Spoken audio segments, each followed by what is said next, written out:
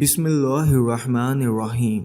حضرت عبداللہ بن عمر رضی اللہ تعالی عنہ سے روایت ہے کہ حضور نبی کریم صلی اللہ علیہ وآلہ وسلم نے دعا فرمائی، اے اللہ تو ابو جہل یا عمر بن خطاب دونوں میں سے اپنے ایک پسندیدہ بندے کے ذریعے اسلام کو غلبہ اور عزت عطا فرما۔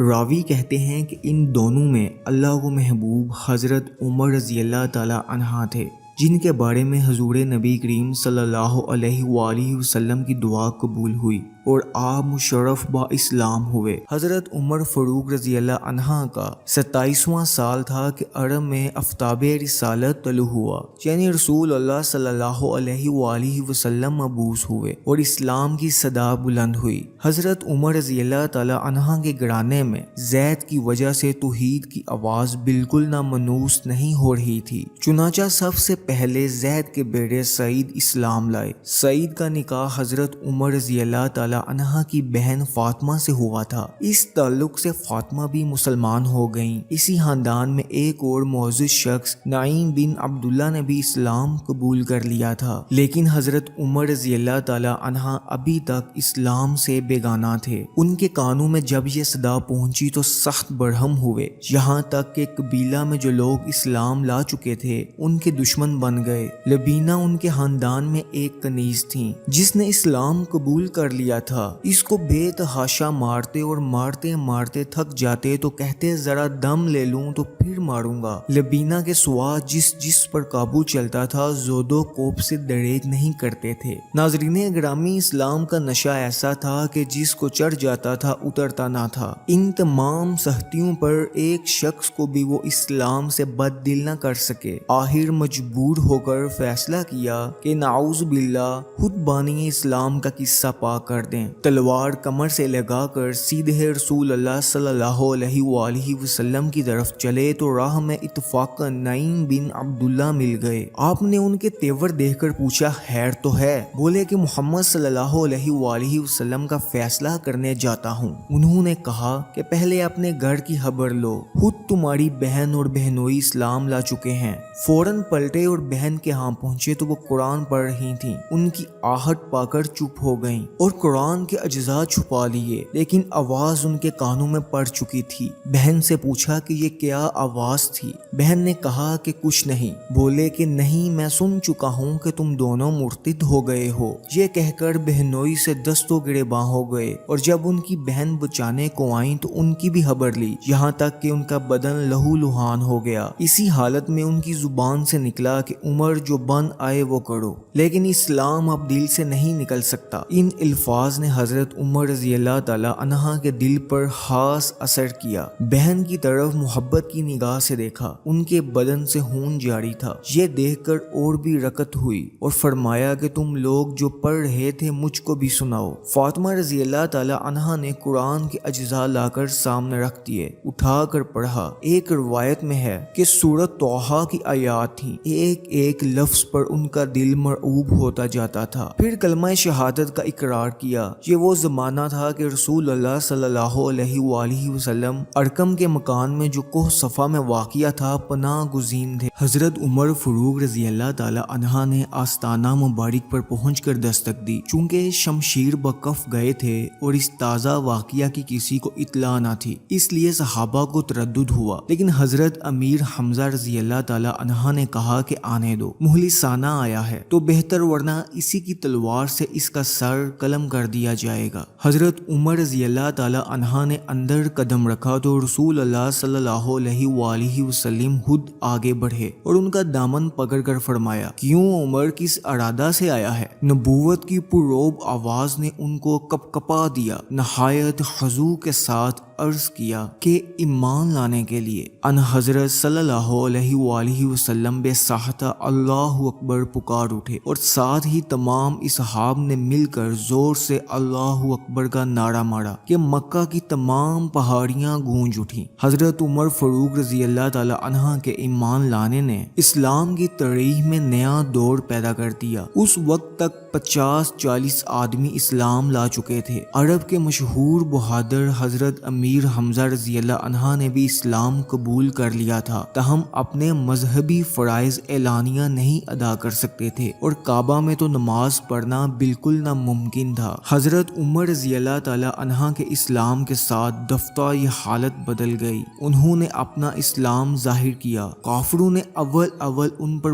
بڑی شدت کی، لیکن وہ برابر ثابت قدمی سے مقابلہ کرتے رہے، یہاں تک کہ مسلمانوں کی جماعت کے ساتھ کعبہ میں جا کر نماز ادا کی۔ ابن ہشام نے اس واقعے کو عبداللہ بن مسعود رضی اللہ تعالی عنہ کی زبانی ان الفاظ میں روایت کیا: جب حضرت عمر فاروق رضی اللہ تعالی عنہ اسلام لائے تو قریش سے لڑے، یہاں تک کہ کعبہ میں نماز پڑھی اور ان کے ساتھ ہم نے بھی پڑھی۔ اہل قریش ایک مدت تک ان حضرت صلی اللہ علیہ وآلہ وسلم کے دعویٰ کو بے پرواہی کی نگاہ سے دیکھتے رہے، لیکن اسلام جس قدر پھیلتا جاتا تھا ان کی بے پرواہی غصہ اور ناراضی سے بدلتی جاتی تھی، یہاں تک کہ جب ایک جماعت کثیر اسلام کے حلقے میں آ گئی تو قریش نے زور اور قوت کے ساتھ اسلام کو مٹانا چاہا۔ حضرت ابو طالب کی زندگی تک تو اعلانیہ کچھ نہ کر سکے، لیکن ان کے انتقال کے بعد کفار ہر طرف سے اٹھ کھڑے ہوئے اور جس مسلمان پر قابو ملا اس طرح ستانا شروع کیا کہ اگر اسلام کے جوش اور وار فتقی کا اثر نہ ہوتا تو ایک شخص بھی اسلام پر ثابت قدم نہیں رہ سکتا تھا۔ یہ حالت 5-6 برس تک رہی اور یہ زمانہ اس سختی سے گزرا کہ اس کی تفصیل ایک نہایت درد انگیز داستان ہے۔ اسی اسنا میں مدینہ منورہ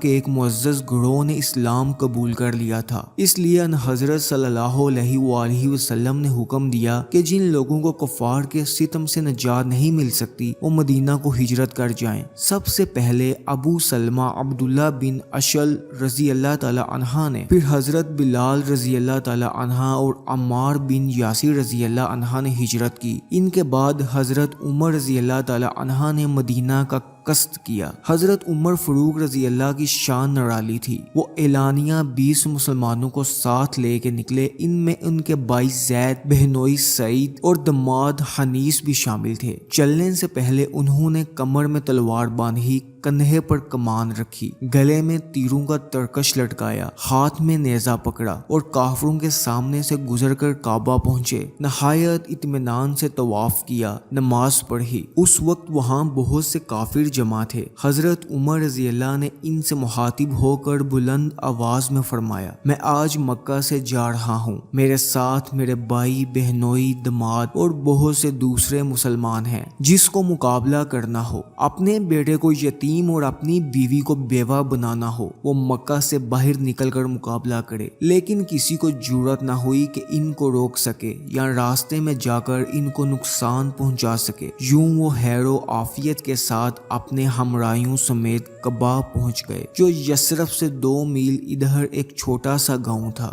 جس میں انصار کے قبیلہ اوس کی ایک شاخ یعنی عمرو بن عوف کے لوگ آباد تھے۔ اس قبیلے کے ایک مسلمان حضرت ابو لبابہ رفاع بن عبد المنذر نے ان کو اپنا مہمان بنایا۔ تھوڑے ہی عرصے کے بعد رسول اکرم صلی اللہ علیہ وآلہ وسلم اور حضرت ابو بکر صدیق رضی اللہ بھی مکہ سے ہجرت فرما کر قباء پہنچ گئے۔ حضرت عمر فاروق رضی اللہ تعالی عنہ نے تمام غزوات میں شرکت فرمائی۔ حضرت عمر رضی اللہ تعالی عنہ بدر میں شریک ہوئے، اگرچہ اس معرکہ میں رائے و تدبیر، جانبازی و پامردگی کے لحاظ سے ہر موقع پر رسول اللہ صلی اللہ علیہ وآلہ وسلم کے دست و بازو رہے، لیکن ان کی شرکت کی محسوس خصوصیات یہ ہیں: قریش کے تمام قبائل اس معرکہ میں آئے، لیکن بنو عدی یعنی حضرت عمر رضی اللہ تعالی عنہ کے قبیلے میں سے ایک متنفس بھی شریک جنگ نہیں ہوا، اور یہ امر جہاں تک قیاس کیا جا سکتا ہے حضرت عمر رضی اللہ تعالی عنہ کے رعب و ذات کا اثر تھا۔ حضرت عمر فاروق رضی اللہ تعالی عنہ کے ساتھ ان کے قبیلے اور حلفہ کے 12 آدمی شریک جنگ تھے۔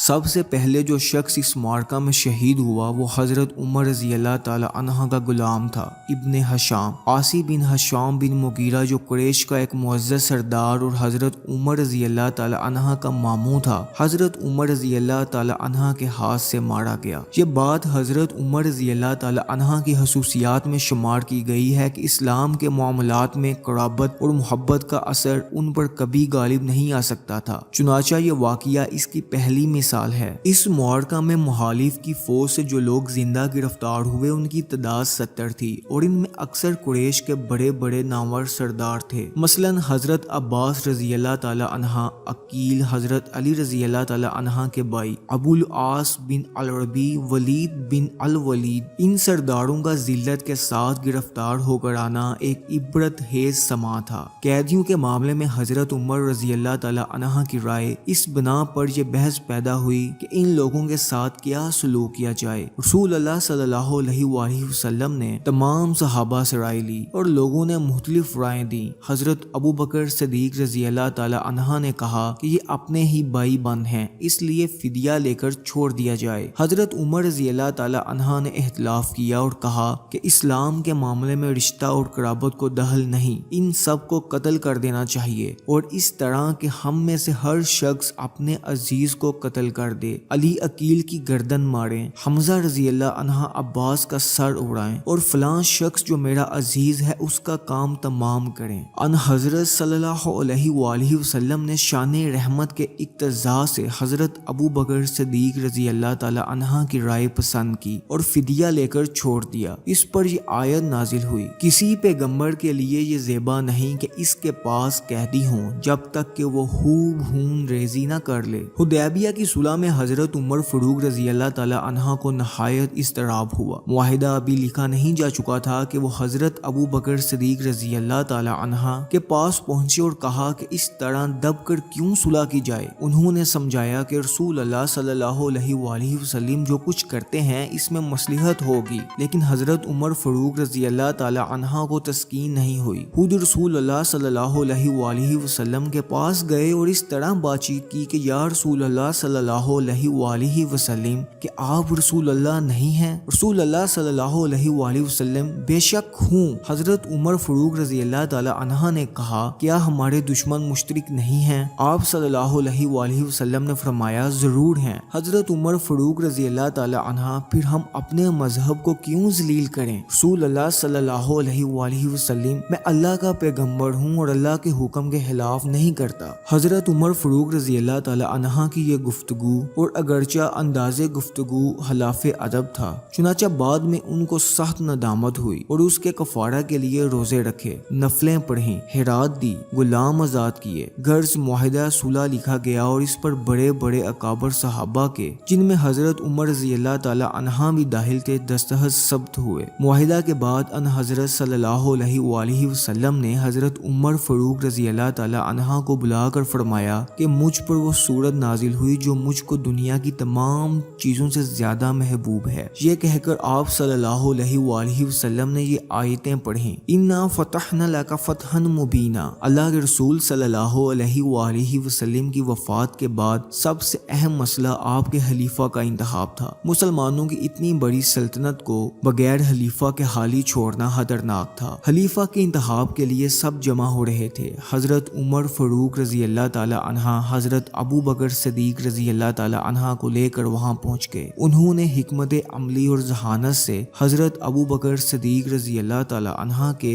ہاتھ پر بیعت کی۔ اس نے امت کو ایک بڑے فتنے سے بچا لیا۔ آپ خلیفہ اول ابو بکر صدیق رضی اللہ تعالی عنہ کے ساتھ رہے اور ہر فتنہ میں آپ کی بھرپور مدد کی۔ زکوٰۃ کا معاملہ ہو یا مسلمہ کذاب کے خلاف جنگ، آپ نے بھرپور صلاحیتوں کا استعمال اسلام کے لیے کیا۔ مسلمہ کذاب کے خلاف جنگ کے دوران بہت سے حفاظ اور قاری قرآن شہید ہو گئے۔ اس پر حضرت عمر رضی اللہ تعالی عنہ نے قرآن کریم کو جمع کرنے کا مشورہ دیا۔ حضرت ابو بکر صدیق رضی اللہ تعالی عنہ شروع میں ہچکچائے مگر پھر مطمئن ہو گئے اور کاتب وحی حضرت زید بن ثابت رضی اللہ تعالی عنہ اور ان کے رفقا کو تکمیل کا حکم دیا اور اپنی خلافت کے دور میں قرآن کی ترویج و تعلیم کے لیے وظائف مقرر کیے۔ حضرت عمر فاروق رضی اللہ تعالی عنہ نے خلافت سنبھالی تو حکومت بڑی مضبوط تھی۔ مسلمانوں کی فوج دو بڑی طاقتوں کے خلاف برسر پیکار تھی۔ چنانچہ ان کے دور میں عراق، ایران، ترکستان، سیستان، افغانستان اور مکران تک، دوسری طرف شام، ارمینیا، مصر، لیبیا تک اسلامی حکومت کی سرحدیں پھیل گئیں۔ مسلمان جہاں بھی گئے عدل و انصاف قائم کیا۔ وہاں کی رعایا کو اسلامی فتوحات پر بڑی خوشی ہوئی کیونکہ انہیں اپنے جابر ظالم بادشاہوں کے ظلم و ستم سے نجات مل گئی اور انہوں نے اسلام کے بے لاگ نظام عدل کے زیر سایہ امن و راحت سے زندگی بسر کی۔ چون صدیوں تک ان علاقوں کے لوگوں کو بغاوت کا خیال تک نہیں آیا، انہوں نے اپنے دور حکومت میں لاتعداد ایسے کام کیے جن کی مثال دی جاتی ہے۔ انہوں نے اسلامی حکومت کے طول و عرض میں چھاؤنیاں قائم کی، محکمہ مالیات قائم کیا، جس سے ہر سپاہی کو یقین آ گیا کہ اگر وہ اپنا روزگار بند کر کے فوجی خدمت کے لیے چلا جائے گا تو اس کے اہل و عیال بھوکے نہیں مریں گے۔ محکمہ مالیات سے غیر مسلموں کو بھی وظائف دیے گئے تاکہ وہ مسلمانوں کے وفادار رہیں۔ انہوں نے امہات المومنین کے لیے بھی وظیفے مقرر کیے۔ آپ نے فوجی چھاؤنیاں قائم کروائیں، متعدد نئے شہر آباد کروائے، ان میں زندگی کی تمام سہولیات میسر کی۔ وہ پہلے مسلمان حکمران تھے جنہوں نے نومولود بچے کا بھی وظیفہ جاری کیا جو عمر کی رفتار کے ساتھ ساتھ بڑھتا رہتا۔ حضرت عمر فاروق رضی اللہ تعالی عنہ کا دور خلافت 10.5 برس پر محیط تھا، جس میں پسماندہ طبقات کی فلاح و عدل و مساوات کے لیے گراں قدر اقدامات کیے گئے۔ آزاد عدلیہ، پولیس کا نظام، جیل خانوں کا قیام، محاصیل کے حصول کا نظام، مختلف آمدنیوں کا حساب، آبپاشی کا نظام اور ضابطۂ تعلیم اور قرآن و حدیث کا باضابطہ آغاز کیا گیا۔ حضرت عمر رضی اللہ تعالی عنہ نے یتیم خانے بنوائے، سماجی بہبود کے مراکز قائم کیے۔ آپ کے دور میں اسلامی فوج کو منظم شکل دی گئی اور خبر رسانی اور جاسوسی کے لیے علیحدہ شعبے قائم کیے گئے۔ اپنے دور خلافت میں آپ نے تعلیمات اسلامیہ کی روشنی میں عظیم اسلامی فلاحی ریاست کے لیے جو زرعی اصول و وضع فرمائے، ان سے فیض یاب ہو کر تاریخ انسانی کے مختلف ادوار میں ترقی یافتہ ممالک اپنے عوام کو خوشحالی سے ہمکنار کر چکے ہیں۔ آپ کی زندگی ہمارے لیے مشعل راہ ہے۔ حضرت عمر فاروق رضی اللہ تعالی عنہ نے اپنی زندگی نہایت سادگی سے گزاری، بیت المال سے کبھی ایک پائی بھی ناجائز نہیں لی۔ ان کے سالانہ اخراجات بالکل عام سپاہی کے برابر تھے۔ 22 لاکھ مربع میل ریاست کے امیر ہونے کے باوجود آپ فقیر و صرف دلکش پوش اور بیت المال سے ایک مزدور کے برابر وظیفہ لینے والے حاکم تھے۔ ایک بار کیسر روم کے الجی آپ کی خدمت میں حاضر ہوا اور یہ دیکھ کر آپ ایک مزدور کے لباس میں سرہانے اینٹ رکھ کر کے لولا فرما رہے ہیں، نہ کوئی سیکیورٹی ہے نہ پہرے دار۔ ایسا متاثر ہوا کہ واپس جا کر مدینہ منورہ آیا اور اسلام قبول کر لیا۔ ایک بار رات کو گشت کے دوران ایک بچے کے رونے کی آواز سنی۔ صبح اس بچے کے والد کو مسجد میں طلب کیا اور بچے کے رونے کی وجہ دریافت کی تو بچے کے والد نے بتایا، امیر المومنین، ہم نے بچے کا دودھ وقت سے پہلے چھڑا دیا ہے۔ کیونکہ امیر المومنین بچے کا دودھ چھڑانے کے بعد بچوں کا وظیفہ مقرر کرتے ہیں تو آپ بہت روئے اور کہا، اے عمر، تجھ پر افسوس، تیرے اس فیصلے کی وجہ سے کتنے بچوں کو وقت سے پہلے دودھ چھڑا دیا گیا ہوگا۔ اسی وقت فیصلہ صادر فرمایا کہ آج کے بعد بچہ پیدا ہوتے ہی اس کا وظیفہ مقرر کر دیا جائے گا۔ آج برطانیہ اور بعض ممالک میں جو بچوں کو وظائف دیے جاتے ہیں اسے برطانیہ میں عمر لا کہا جاتا ہے۔ آپ نے بچوں کے ساتھ اپاہجوں اور بے سہارا لوگوں کے وظائف بھی مقرر فرمائے۔ ایک بار مدینہ منورہ میں رات کو گشت فرما رہے تھے کہ ایک مسافر کو پریشان حال دیکھا، ساتھ ہی خیمہ سے ایک عورت کے کڑھانے کی آواز آ رہی تھی۔ بڑا اصرار کیا تو مسافر نے بتایا، امیر المومنین سے ملنے آئے ہیں، رات ہو گئی اور میری تو وہ مسافرہ یہ جان کر کے امیر المومنین اپنی بیوی کے ہمراہ میرے اہل خانہ کی خدمت کر رہے ہیں انتہائی حیران رہ گیا۔ خوف خدا کا یہ عالم تھا کہ آپ نے ایک مرتبہ فرمایا، اگر آسمان سے آواز آئی کہ ایک شخص کے سوا سب کو بخش دیا گیا ہے تو پھر بھی میں روزے قیامت میں حساب و کتاب سے بے خوف نہیں رہوں گا۔ مدینہ منورہ میں فیروز نامی ایک پارسی غلام تھا جس کی کنیت ابو لولو تھی۔ اس نے ایک دن حضرت عمر فاروق رضی اللہ تعالی عنہ سے آ کر شکایت کی کہ میرے آقا مغیرہ بن شعبہ نے مجھ پر بہت بھاری محصول مقرر کیا ہے، آپ کم کرا دیجئے۔ حضرت عمر فاروق رضی اللہ تعالی عنہ نے تعداد پوچھی۔ اس نے کہا، روزانہ 2 درہم، قریباً 7 آنے۔ حضرت عمر رضی اللہ تعالی عنہ نے پوچھا، تو کون سا پیشیہ کرتا ہے؟ بولا کہ نجاری، نقاشی، آہنگری۔ فرمایا کہ ان صنعتوں کے مقابلہ میں رقم کچھ بہت نہیں ہے۔ فیروز دل میں سخت ناراض ہو کر چلا گیا۔ دوسرے دن حضرت عمر رضی اللہ تعالی عنہ صبح کی نماز کو نکلے تو فیروز خنجر لے کر مسجد میں آیا۔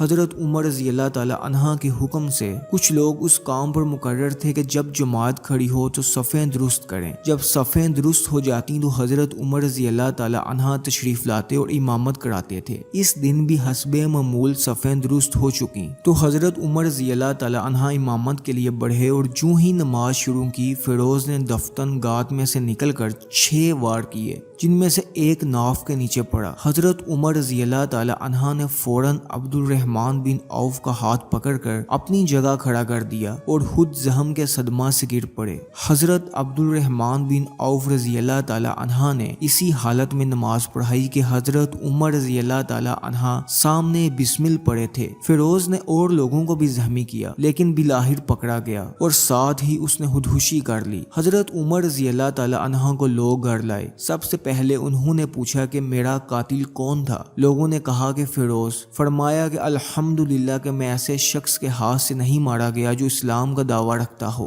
ایک طبیب بلایا گیا، اس نے نبیذ اور دودھ پلایا اور دونوں چیزیں زخم کی راہ سے باہر نکل آئیں۔ اس وقت لوگوں کو یقین ہو گیا کہ وہ اس زخم سے جانبر نہیں ہو سکتے۔ چنانچہ لوگوں نے ان سے کہا کہ اب آپ اپنا ولی عہد منتخب کر جائیے۔ حضرت عمر رضی اللہ تعالی عنہ نے عبداللہ اپنے فرزند کو بلا کر کہا کہ عائشہ رضی اللہ تعالی عنہ کے پاس جاؤ اور کہو کہ عمر رضی اللہ تعالی عنہ آپ سے اجازت طلب کرتا ہے کہ رسول اللہ صلی اللہ علیہ وآلہ وسلم کے پہلو میں دفن کیا جائے۔ عبداللہ حضرت عائشہ رضی اللہ تعالی عنہ کے پاس آئے اور وہ رو رہی تھیں۔ حضرت عمر رضی اللہ تعالی عنہ کا سلام کہا اور پیغام پہنچایا۔ حضرت عائشہ رضی اللہ تعالی عنہ نے کہا کہ اس جگہ کو میں اپنے لیے محفوظ رکھنا چاہتی تھی لیکن آج میں عمر رضی اللہ تعالی عنہ کو اپنے پر ترجیح دوں گی۔ عبداللہ واپس آئے۔ لوگوں نے حضرت عمر رضی اللہ تعالی عنہ کو خبر کی، بیٹے کی طرف مخاطب ہوئے اور کہا کہ کیا خبر لائے؟ انہوں نے کہا کہ جو آپ چاہتے تھے۔ فرمایا یہی سب سے بڑی آرزو تھی۔ اس وقت اسلام کے حق میں جو سب سے اہم کام تھا وہ ایک خلیفہ کا انتخاب کرنا تھا۔ تمام صحابہ بار بار حضرت عمر رضی اللہ تعالی عنہ سے درخواست کرتے تھے کہ اس مہم کو آپ طے کر جائیے۔ حضرت عمر رضی اللہ تعالی عنہ نے خلافت کے معاملہ پر مدتوں غور کیا تھا اور اکثر سوچا کرتے تھے۔ بار بار لوگوں نے ان کو اس حالت میں دیکھا کہ سب سے الگ متفکر بیٹھے کچھ سوچ رہے ہیں۔ دریافت کیا تو معلوم ہوا کہ خلافت کے باب میں غلطیاں پیچا ہیں، اس لیے آپ نے ایک مجلس سے شورا طے کر دی کہ وہ خلیفہ منتخب کرے۔ حضرت عمر فاروق رضی اللہ تعالی عنہ نے 3 دن کے بعد انتقال کیا اور محرم کی پہلی تاریخ ہفتہ کے دن مدفون ہوئے۔ نماز جنازہ صہیب رضی اللہ تعالی عنہ نے پڑھائی۔ حضرت عبد الرحمن رضی اللہ عنہ، حضرت علی رضی اللہ عنہ، حضرت عثمان رضی اللہ عنہ، حضرت طلحہ رضی اللہ عنہ، حضرت سعد بن ابی وقاص رضی اللہ عنہ، حضرت عبد الرحمن بن عوف رضی اللہ عنہ نے قبر میں اتارا اور وہ آفتاب عالم متاب خاک میں چھپ گیا۔ ہمارے چینل کو لازمی سبسکرائب کر دیجیے گا۔ شکریہ۔